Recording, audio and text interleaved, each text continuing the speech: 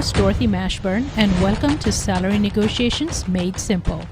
Here I show you how negotiating does not have to be overwhelming. I break the entire process of negotiating into easy-to-learn steps that you can use in any salary negotiation situation, whether you're starting a new job or preparing to ask for a raise. Expect to receive practical, actionable strategies that are based on real-life experiences. I'll be sharing tips that have been proven to work, where professionals like you have netted $10,000 to $40,000 more in compensation. It's payment for the skills you bring. So you need to know how to ask for payment for those skills. Are you ready to learn how to boost your earnings? Let's dive in.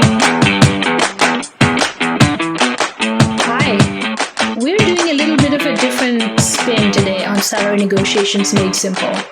We're doing stories and we're doing fireside chat. This is going to be fun. Last month, my family and I were enjoying a sun-soaked, much-needed vacation in Portugal. And here's one thing we do whenever we visit different countries. I always love to seek out an Indian restaurant and sample their unique take on our traditional dishes. So we were on a mission to find the best restaurant that had received rave reviews from Indian people, because let's be honest, who better to trust when it comes to pav bhaji or pani puri than our desi Indians?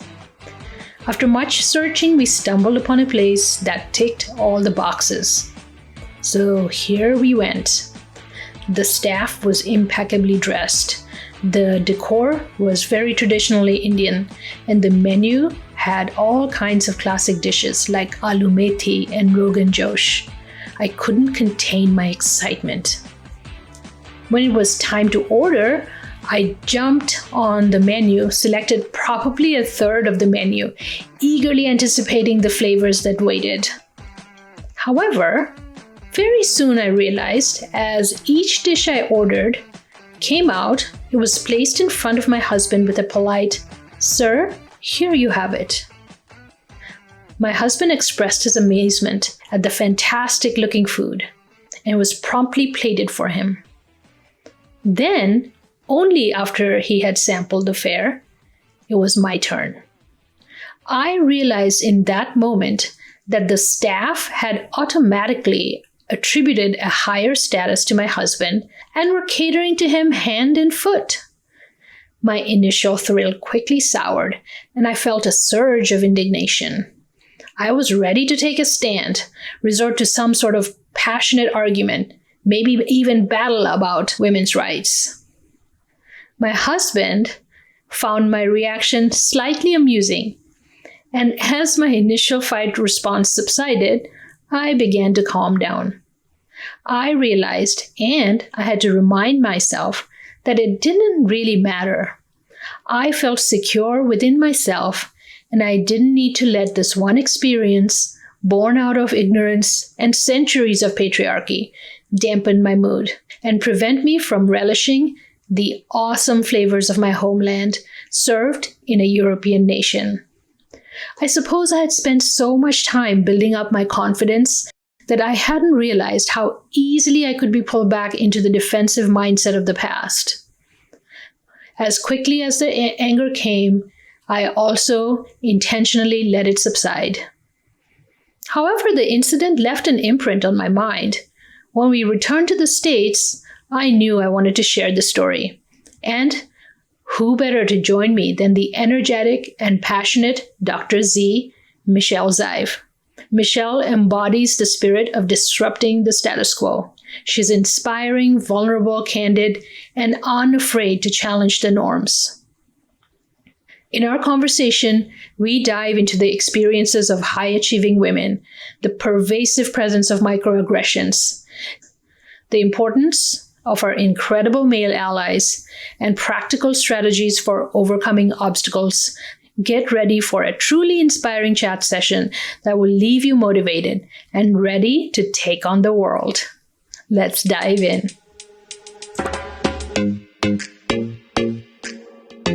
Hi, Dr. Z. How are you today?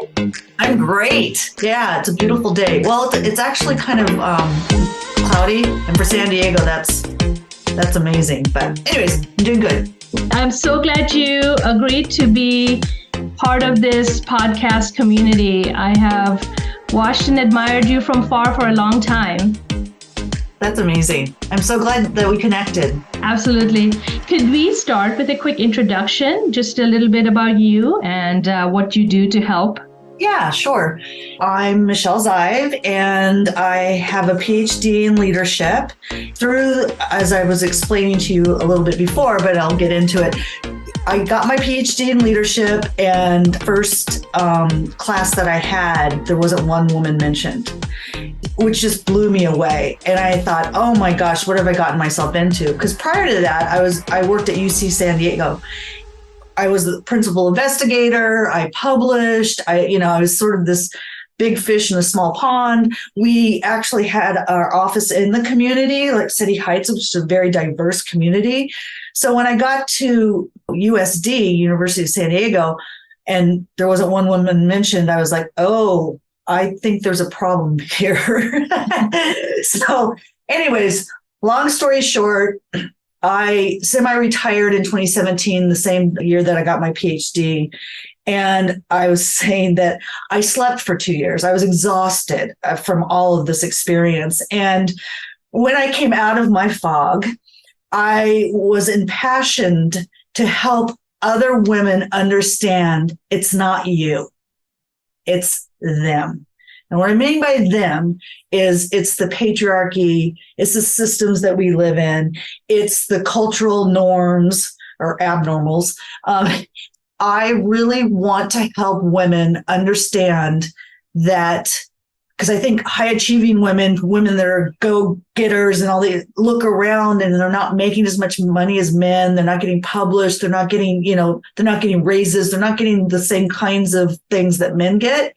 And oftentimes they internalize that because as women, we are told from birth, I'm being a little dramatic, but we're pretty much told from birth that you're less than a boy. You're less than the males. I mean, it certainly was that way in my family. I was the oldest, and then my sister's 14 months younger than I am, and then my brother is 5 years older. And when he came, oh, so when you're told that you're unworthy, and then you have all these messages about dressing and who you are, and don't raise your hand and don't speak up and all these other things, and then you get to be an adult and you've internalized that, you really feel like I am unworthy. I do not deserve the raise. I'm a loser. There must be something wrong with me. And what I'm saying to you is that there's nothing wrong with you. It's them. Mm-hmm. It's very powerful. And I definitely want to come back to that. One quick question on your leadership class. So when you looked around, what do you mean by you didn't have any women? Was it in the classroom or in the curriculum? In the curriculum, sorry, yeah. So most of it was your standard Martin Luther King. There wasn't even Eleanor Roosevelt, for God's sakes. I mean, seriously, it was an elderly white guy that was teaching it. And my experiences from that minute was, and I was like one of three older women in my, late 40s, early 50s. Most of the other students, my peers, were like in their late 20s, early 30s. And so I got really lambasted for wanting people to raise their voices, to tell their stories, because this is the only way that we're going to disrupt the system, is if we tell our stories. Because right now, Bob is telling our stories. Men are telling our stories. Patriarchy is telling our stories. And I got a lot of pushback by some Asian women, a foster African-American, a foster youth. I mean, he'd gone through the foster system and said that I was white privileged and I had the privilege of telling my story. And I really didn't feel that way. I've had my own history and my own trauma and my own trying to find my voice and story. Again, it's you fight amongst yourselves, okay? The Asian women, the African-American man, the white middle-aged woman, you fight amongst yourselves for power and being leaders. And it was just kind of a cutthroat. And it was the first time ever, because I had been walking around in kind of a bubble and been so successful in my work, in my personal life. I, had a lovely husband, had 3 healthy kids. And so this just knocked me upside the head. So I don't want other women to burn out, to sleep for 2 years, to drink their problems away. I don't want that. I want women to really become aware and then also practice radical self-love and compassion for themselves. Mm-hmm. Can you tell us a story about somebody recently you've met that didn't realize how much they had bought into Bob's story, the patriarchy, and tell us what was the outlook there? I came on LinkedIn in October and been working with Kristen Tippett. Have really found a community there. And I'll tell you, because I was just getting started with Representation Rebellion, it's my first kind of like movement. And that is, it's a movement about disrupting the stories they sell and tell about us by telling our own. And I met this woman, I can't even remember, like maybe mutual friends, met her for lunch. And we wanted to talk about like what each other were doing. And we were the, strong women. She was probably, at the time, she was probably in her late 60s, maybe early 70s. And so I was talking about like all this stuff. And she looked over at me and she goes, "I think you're very angry." And I go, "What?" And she goes, I don't know if I can work with someone like you because you're just so angry about all this. And I was so shocked. It was her truth. I mean, it was her reality or whatever. But I was so shocked because I was like, why aren't you angry about this? Why aren't you pissed? Because you should be. I don't know if she was older and sort of like not interested or just wasn't used to being so inundated with passion and, all this. But I did learn also that, because I do kind of get off on this stuff, I do get really impassioned. And so I do realize that I sort of have to dial it back, because this, ranting and raving, which I'm not apologizing for, will not get other women or men interested in what I'm saying if I come across really, really, really aggressive in a very male-dominated way. Yeah. That's not cool. That is a very interesting. So would you say that we're so programmed and it's so hard for us to break out of the programming? So if somebody comes and says, step out of the matrix, it's almost impossible. Like, is that kind of our mindset that you're finding when you talk to various women? Yeah. I mean, I think it's interesting. I was interviewed by Cameron Erickson, something. Anyway, she has a podcast called 50 Not Dead. Oh, and yeah. We were just chatting, having our coffee chat or whatever. And she said to me, "What's the hardest thing about being an entrepreneur?" And I said, "I don't believe in myself. I have this inner critic saying, 'Who the hell do you think you are?'" And I was so shocked by it, because by all appearances and mostly, I do feel very empowered. I feel very strong. I feel very me. But hello, limiting beliefs. And I think unconsciously women have those beliefs, again, about self-worth, about not being good enough, not like, who cares about my story? I will say, I'm working with a book coach, and she says that women come to her with the most fantastic stories. And they're like, I don't know if, this is really going to resonate with anyone. She's like, "Are you kidding me? This is amazing." She says, then she gets men in there and they're like, "This is going to be a New York bestseller."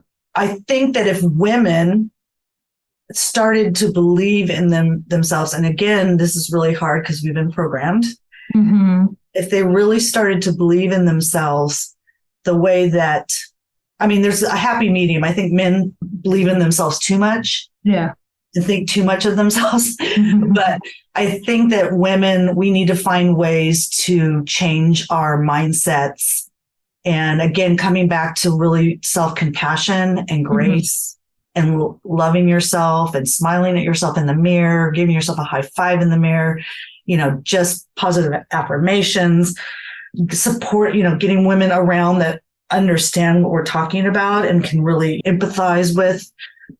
when I was at USD, wanted to focus on white middle-aged women because it happens to be what I am. Mm-hmm. And I got a lot of pushback from the institution because, it's not cool to say white. I understand that white privilege. I do understand it. What I was trying to do was understand why white women don't have connections with other women. Yes.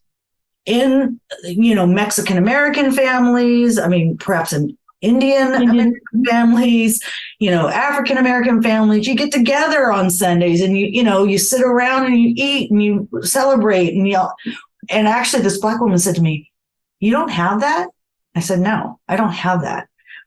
And this is one of our downfalls of being the grouped white women is that we're so programmed to be perfect and not show any, cracks in the foundation. And we have our shit together and everything's cool. When in fact, middle-aged women have one of the highest opioid addictions. And so I really feel like the connections and we need community of women.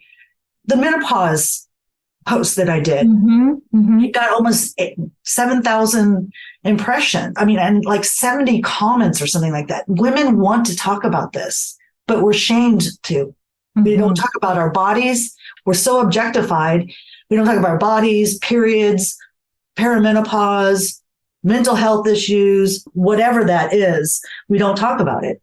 It was interesting, and we talked about this a little bit before. I came to the United States over 20 years ago now, and I came from India, and India has a lot of good things, but women's rights aren't one of them. So I came to the United States with this kind of rosy-eyed view saying this is the country where they burn bras. This is a country where they fought for votes. And it was a shock to me that there is so much insidious programming here.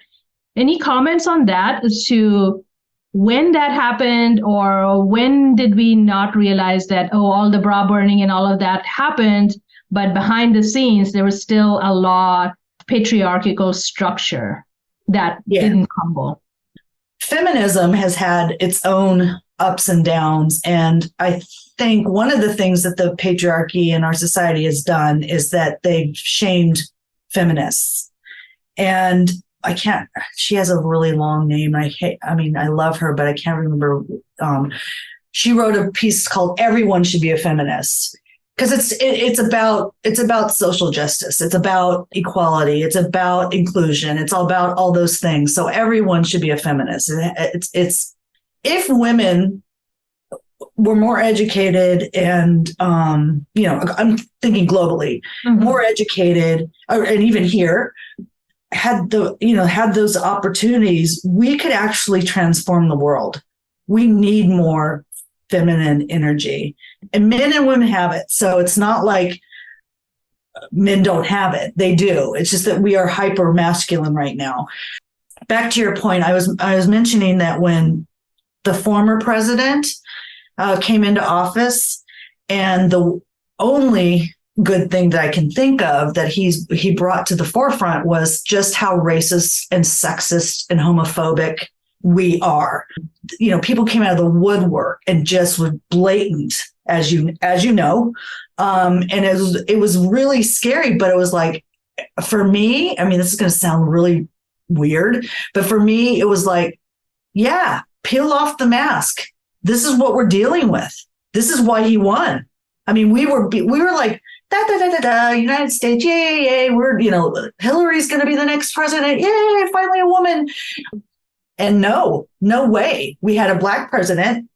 Didn't have a woman president? Oh, no. So I remember Trevor Noah saying that, he grew up in South Africa, and he said, I would much rather live in South Africa because I know exactly what the issues are, what I can do, what I can't do, where I'm supposed to be, where I'm not supposed to be. But here in the United States, you don't know because it's lurking in the corner.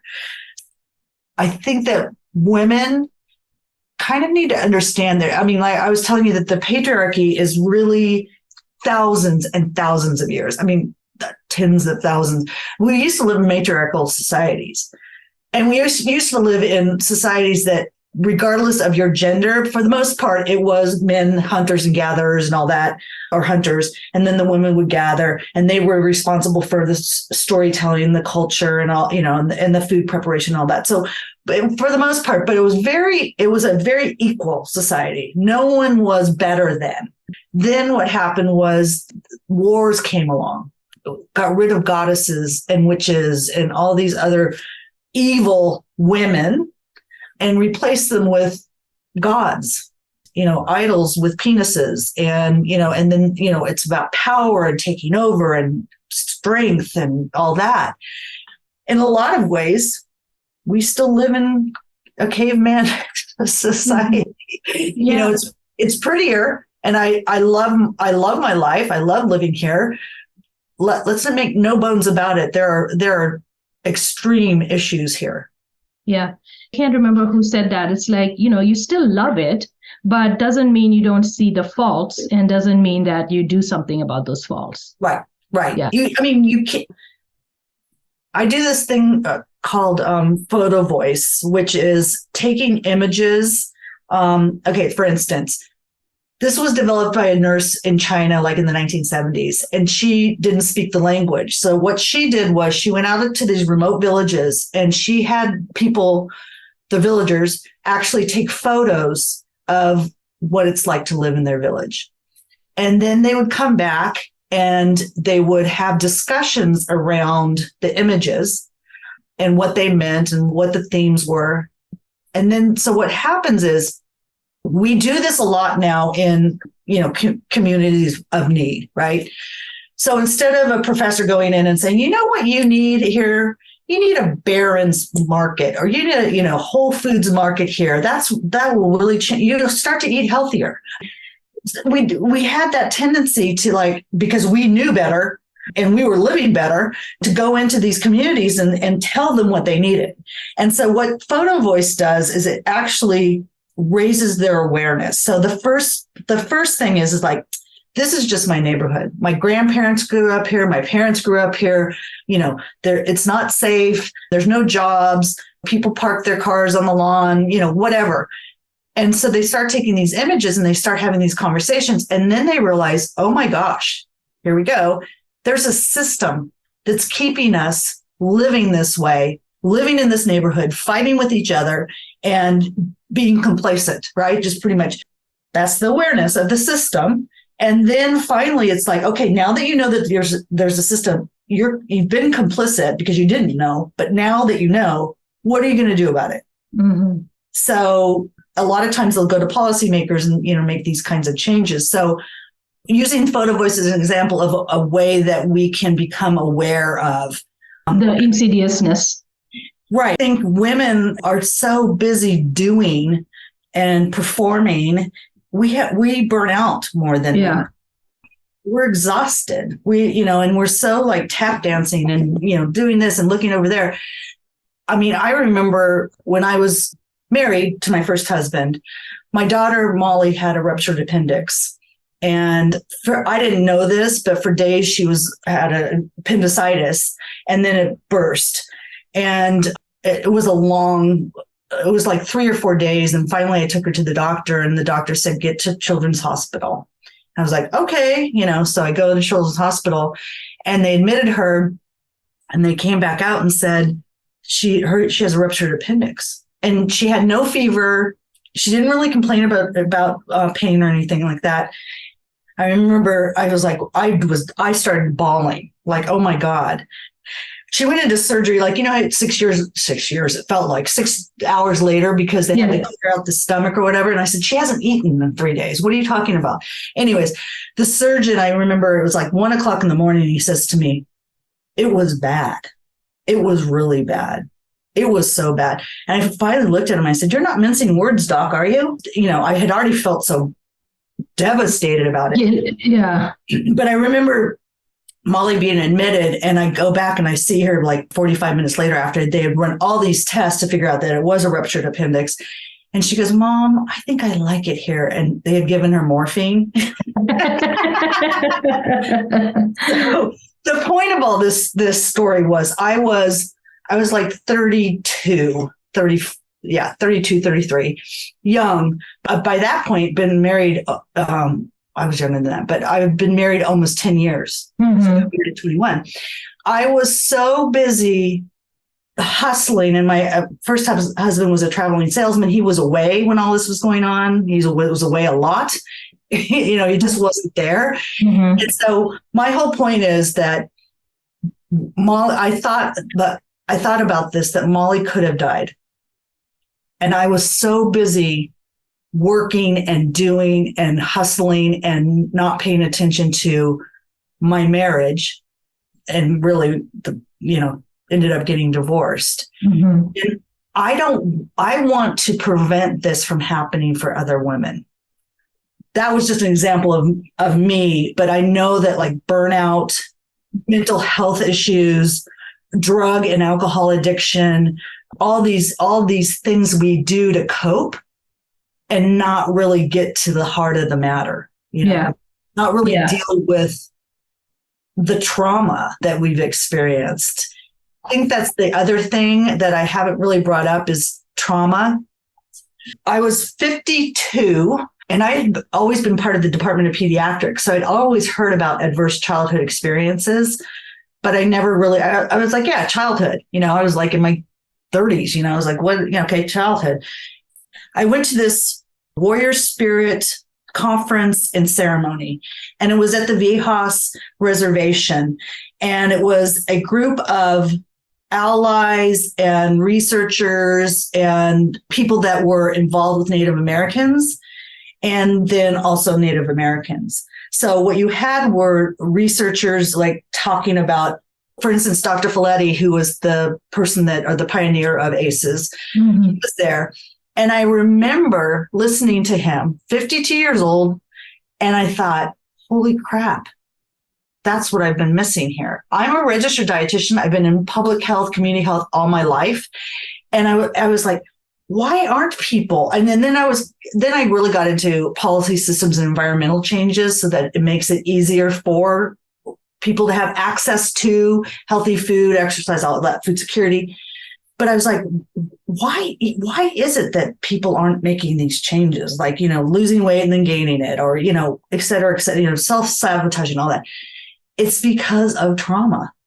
It's because there's 10 ACEs, and they have to do with neglect, abuse, abandonment. And so if you've had those kinds of trauma, and 4 is considered high, but most Native Americans have 7, 8, 9, 10. There's no wonder that they can't figure generational trauma, historical trauma. I mean, all these kinds of things. It's no wonder that there is an opioid crisis, Mm-hmm. obesity and diabetes, because all that's related to trauma. Women, and in fact, Dr. Folletti found out about trauma by studying women, because women were coming to OptiFast, which is the liquid diet, and, like hundreds of pounds, and then gaining it back. And it's because no one was dealing with the trauma. Mm-hmm. So that's why ACEs came about. And so, everyone talks about trauma-informed care. Yeah. I actually believe in like ceremony, like Native American ceremonies, or dancing and singing and having fun and coming into community and sharing stories and and being around family, and those are the kinds of things that will heal. So I'm not suggesting that all those things also will actually make you love yourself a lot more too, right? Mm-hmm. Gratefulness, positive affirmations, having fun. We need to allow women to be able to do that. I really like these solutions, the photo voice, want to pull that. So one of the things that I find with some of the friends that I've helped over the years on negotiating their salaries, or some of the newer clients that I've gotten, the resonant theme is that they're grateful for the opportunity. They're grateful for the job. They're grateful that they have to work twice as hard and get 20% less. That's inside my head voice saying that. So I'm wondering if some of these could help like the photo voice or the community, and how? Because it seems very deep. Like we know we make less, but what if they fire me? Or what if they think less of me? These recurrent thoughts are omnipresent in our brains. Yeah, if I could wave a magic wand, I will be 60 in October. Mm-hmm. And I would say that this kind of empowerment, I don't give a rat's ass what you think of me. For the most part, I'm a human being. I still, It didn't come to me until, my 50s. And so, that's just wisdom and going through it, right? I mean, I always want to work with groups of women. I'm not really interested in working one-on-one. And the reason for that is that we need each other. We need a community. We need to support each other. We need to hear each other's stories. So it's not, I'm not knocking one-on-one coaching. Sure. I think there's a time and a place for it. And I think that some people really need it. But for this, I think it's going to take a village. And I think that we need to get groups of women together to talk about self-worth and to do photo voice. Like for my dissertation, I did photo voice, and it was 6 diverse middle-aged women. One was a lesbian. One was a woman who had been married and had 2 children, and biracial, and was now a lesbian. One was a woman who was a stay-at-home mom for decades, and was Catholic and married to her husband for 25 years. One was an African-American woman who had 3 children, married, very religious. And then me, and then what was it called? She was born in Mexico and worked her way up, and she went to UCSD and actually worked at UCSD. My first question was, what does society think of middle-aged women? Go out and get images or whatever. And so a lot of them like somber, juggling, being overwhelmed. Mine was, I had these magazines around a chalk outline of a woman. And in my mind, it was like a middle-aged woman missing, presumed dead, because in the magazines, you don't see any of us, right? But after discussing it was so interesting. So I asked that question. We come together, we start discussing it. And usually with photo voice, you tell the story of your image, but we turned it around and like, what is the theme here? What do you see here? And with the chalk outline, everyone was like, when I ended up telling them what it was, they said, no one is represented in those magazines. It's not just middle-aged women. It's no one. I was like, the next time was, what is it like to be you in your own place and space? And they came back with family and roller coaster and hiking and, being out in nature and all these other things. And what we found was, regardless of our identity and the way we look, we actually value and love the same kinds of things. When you're talking about women negotiating and stop with the grateful, they're lucky to have you. It would be great to get a group of women together to have those kinds of discussions and activities that will bring out these stories. Like every group that I've ever run has said, I thought I was the only one. I thought I was the only one that was like struggling and not feeling worthy and not wanting to go to my boss and saying, I can't do this anymore. I'm still responsible. Women are still responsible for the majority of outside unpaid work. Yeah. I think it was like a $2.1 trillion of money that is lost for not being paid for these things. Extra work. Yeah. So women need to know that they're badasses. The world, well, clearly the world would not be around if there wasn't for our uteruses, correct? Yeah, right. That you're trying to oversee. Thank you, sir. Yeah. It's a different world. We normalized a lot of crappy things now, but yeah, for sure. So let's kind of pull at that, I guess. What happens if our worst fears come true? So say I work really, really hard and I'm a senior director of X, Y, and Z, and I'm very worried to go say, my worth is this, I'm doing a lot of extra stuff, I want to get paid, or I want the VP title, or whatever it is, right? And what happens if they say our worst fear probably is, okay, we'll just take this away from you. You go down to be a senior manager because this is so hard for you. Right. So what happens then? Yeah, I mean, that's reality. I think most of the women that we're talking about are in this position where they just don't feel that they're just doing. They're just, it's Groundhog's Day. They wake up, they get the kids ready, they go to work. And then, so what I say is raising the awareness that it's not you. That's first thing. It's not you. We have been programmed. We've embodied all this crap. That deconstruction takes a while. I mean, it's not like you have one session with someone or a group. It takes a while. It doesn't take that long though. I mean, women get it. Like all of a sudden they're like, holy shit, this stuff is real. And I thought it was me. It was me. Yeah. Right. Yeah. That's the first step, is that, again, understanding what the system is.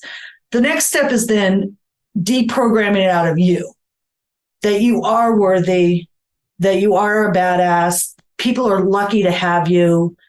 And also, what are you passionate about? What lights you up? And this is what I say.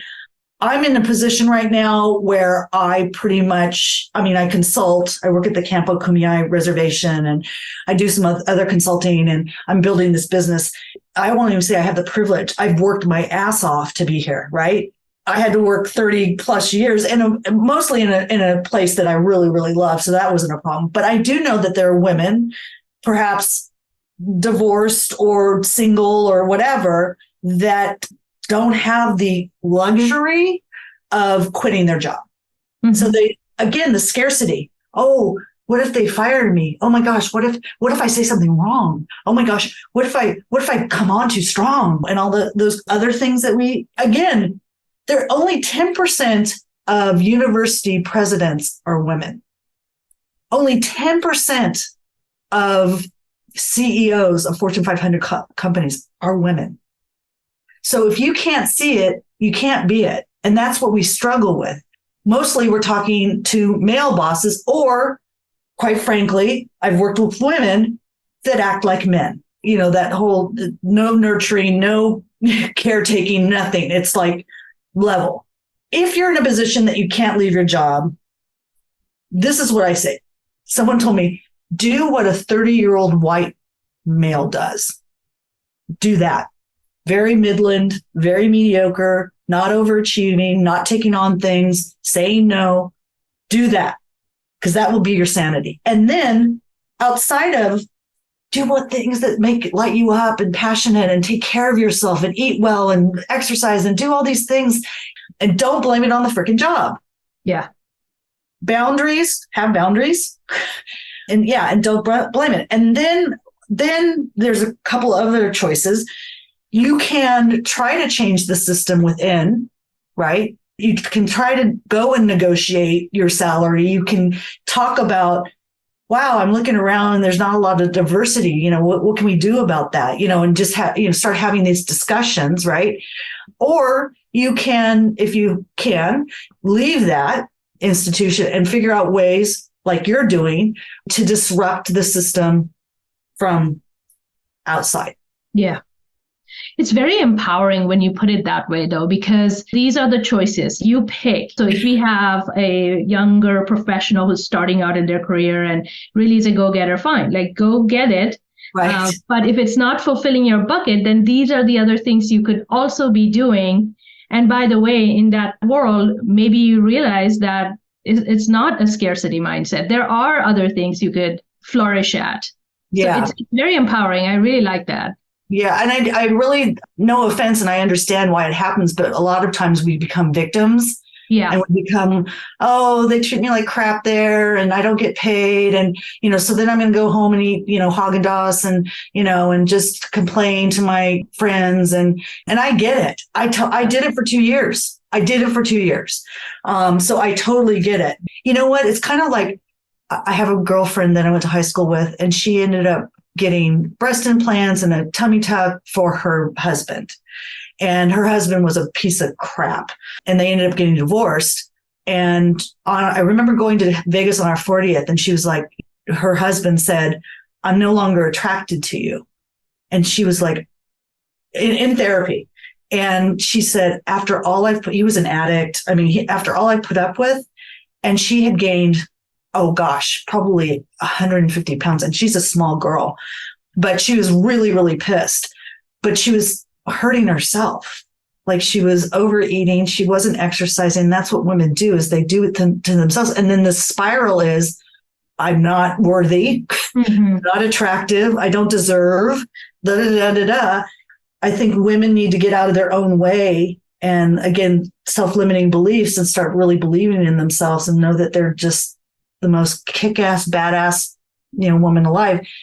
I always lived for many, many years as a daughter, as a employee, as a, boss, as a wife, as a, like very compartmentalized. And that's how women that are doing a lot tend to do it. Like, okay, I'm going to put on this hat. Okay, I'm going to put on this hat. I am the most integrated whole self right now. And I think that's what women also need to find, is like who they are, what they're passionate about, what they want out of life, who they really are. And I think we lose our identity because we're being told constantly, oh, you're a mom. You're not a mom. You're a slut, the way you dress.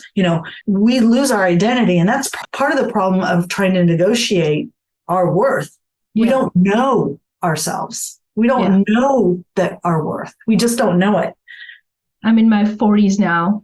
I feel like at 40, something happened, because up to 30, I was always trying to please everybody. It was exhausting. It took so much out of you. Right. But like something happened, magical or whatever you want to call it, at 40, like 41-ish, where it's like, I want to be my own person. I'm happy being alone with myself. I don't need validation. I wish we could bring that on sooner so we don't waste so much time, right? Yes. I don't know what the average age that you work with, but I think doing this kind of work with women, I don't see this necessarily with my kids, particularly my daughters, because they're millennials. They seem to be navigating this okay. They're not as traditional as we were, or I was growing up in the 60s and 70s. And I think in that manner, it's changing.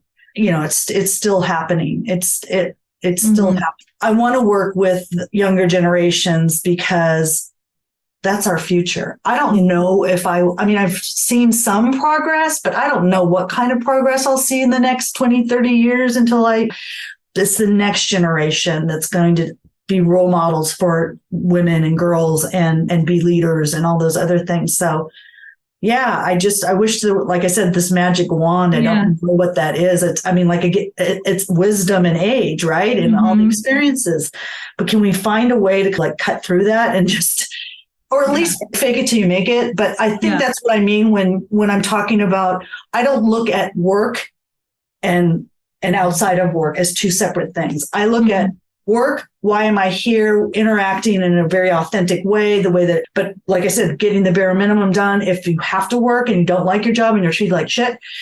And then what do I do while I'm not at work? I'm the same person, but what am I passionate about?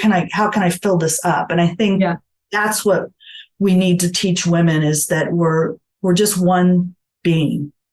What advice do you have for women who are looking around and don't see, kind of like in your leadership class, don't see role models or don't see a female CEO or a female in a president role? What advice do you have for those women? Like, what can they do?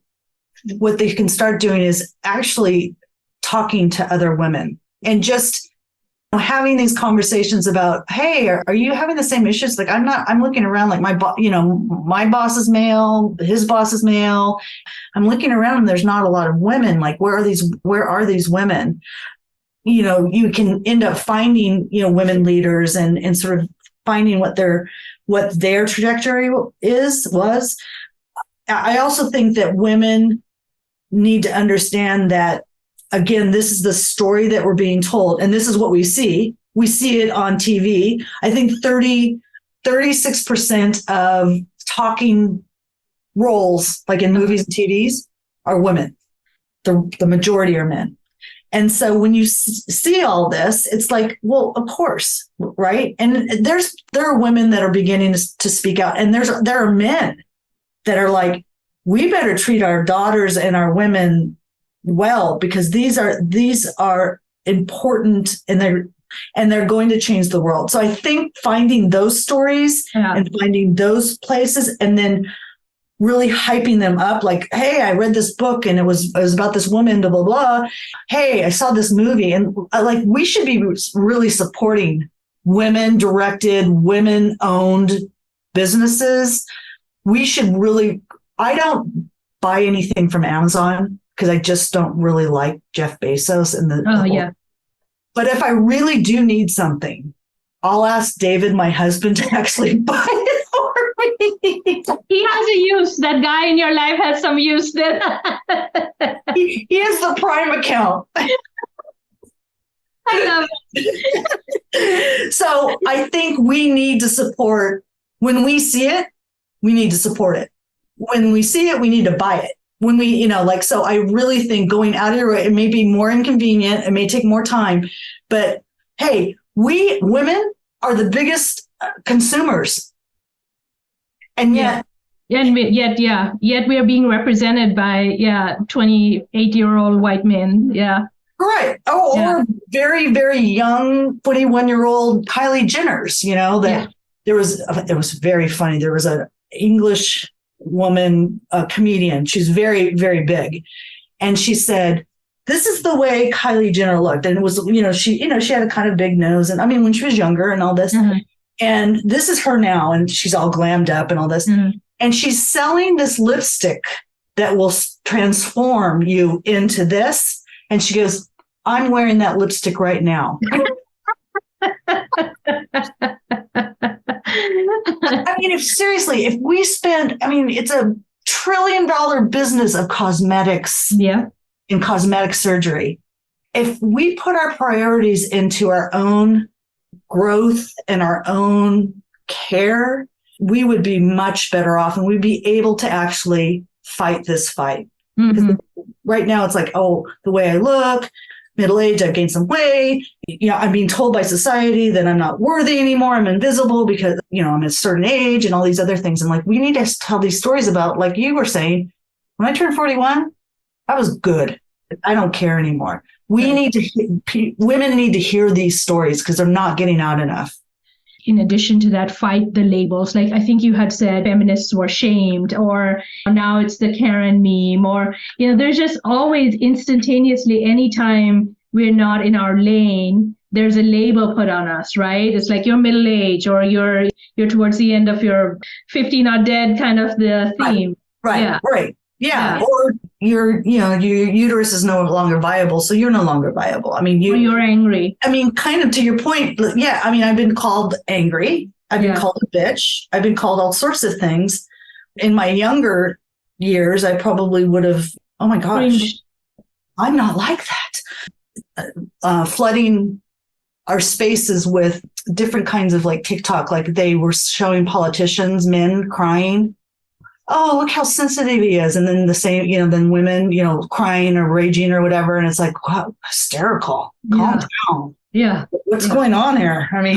I think there was a study, right, in Harvard where they rated speakers, and they rated the same speech and maintained the volumes and all of that. They viewed the men as more confident or just passionate. And the women rated too, men and women were seen as too aggressive and emotional. It was the same speech, and, they tried to keep the parameters similar, but we did it ourselves. Yeah. That is a great point, because this is, like I said, this is not men bashing, male bashing. No. There are plenty of women in my life and that I've seen that have been so cruel to other women. And the trolls on Instagram, and no wonder our young girls are having mental health issues because they're not pretty enough. The filter didn't work. I can't imagine growing up in this kind of world where everything is this, know. We had our problems growing up, but that certainly wasn't one of them. And so I think we need to honor what's what's inside, and we need to make it less about, because this is going to go away. I'm going to get gray. I'm going to, have wrinkles. I'm not chasing that. Losing battle, right? Like you cannot win that. So Completely. You brought up a point before when we started talking before the podcast, your biggest or your favorite mentor was a man. There are a lot of men who are waiting or available to be our cheerleaders, our allies. Absolutely. We need our allies in any kind of fight or movement. It's allies that are needed. This is not exclusively women. And I always say, like on the LinkedIn audio, we do women disrupting LinkedIn, and few men show up, but they know damn well it's going to be women getting up there, because when we first started that, there was a lot of mansplaining, and there was a lot of men that got up and like talked for a long time about bullshit. I call it the American Idol situation.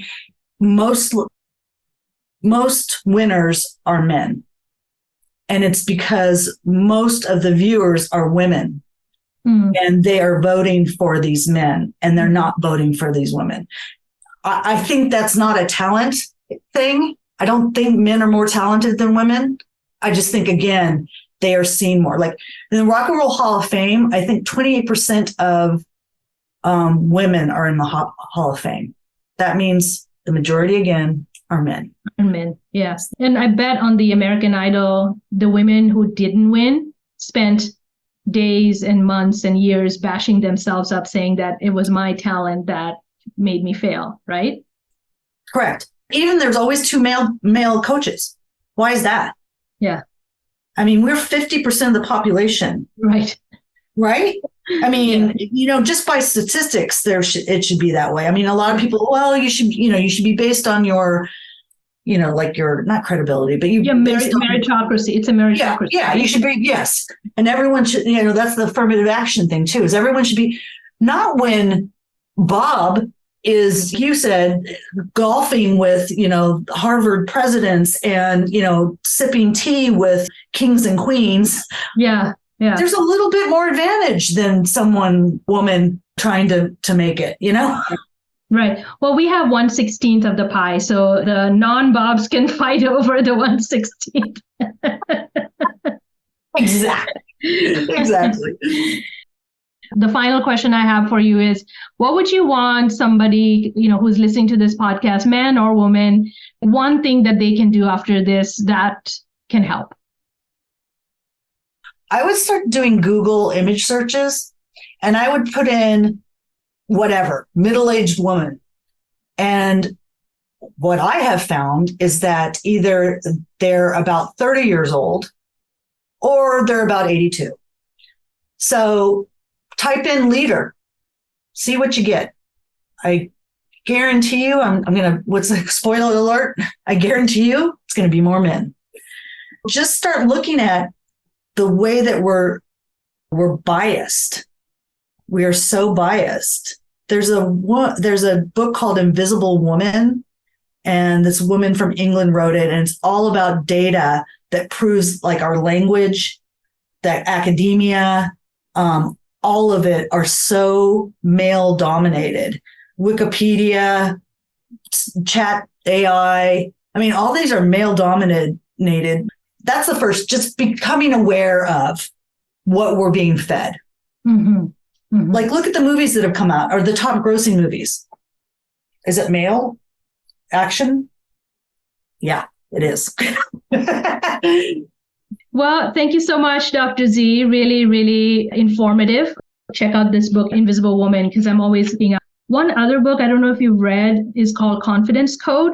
Two journalists, one from England and one from US, were in search of competence, confidence. What is it that makes men successful, and how do we get it? And there's a lot of good data in it. I would highly recommend. Thought-provoking. So right. That's awesome. Thank you. Yeah. Well, thank you so much. We definitely have to bring you back, because I do want to talk more about trauma and mental health, because that is rich ground to talk about. Thank you so much. Have a great day. Yeah, you too. Bye. All right. Bye.